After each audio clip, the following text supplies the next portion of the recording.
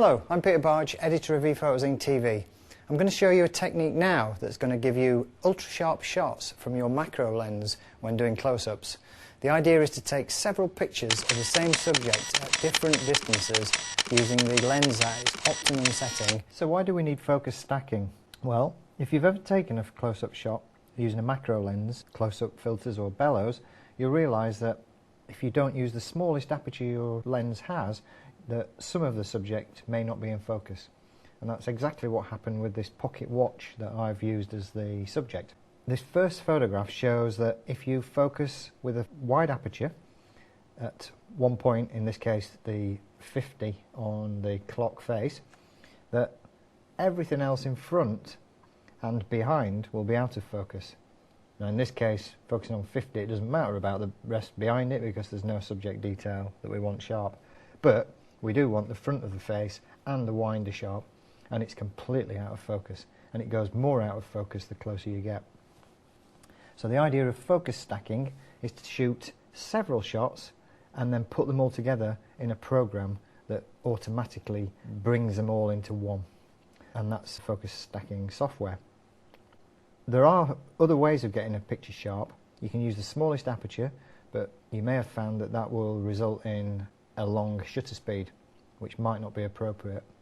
Also, using the smallest aperture of a lens isn't the best in terms of performance, because lenses are designed to work with a mid-range aperture, the optimum aperture, and that's usually around 5.6 or f8.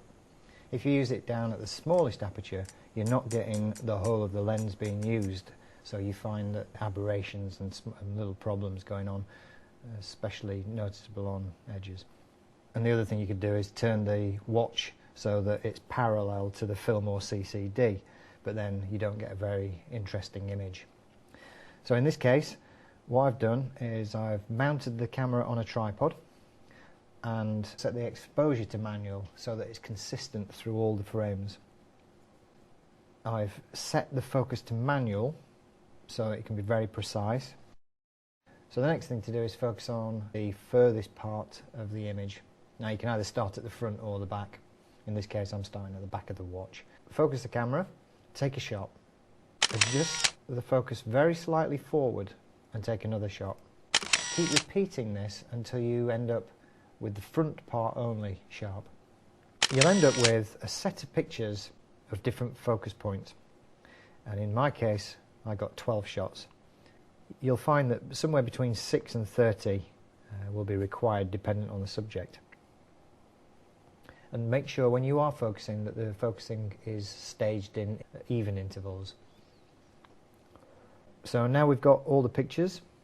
What you'd do then is you'd use a program such as Combine ZM, which is free, or I preferred Helicon Soft Helicon Focus.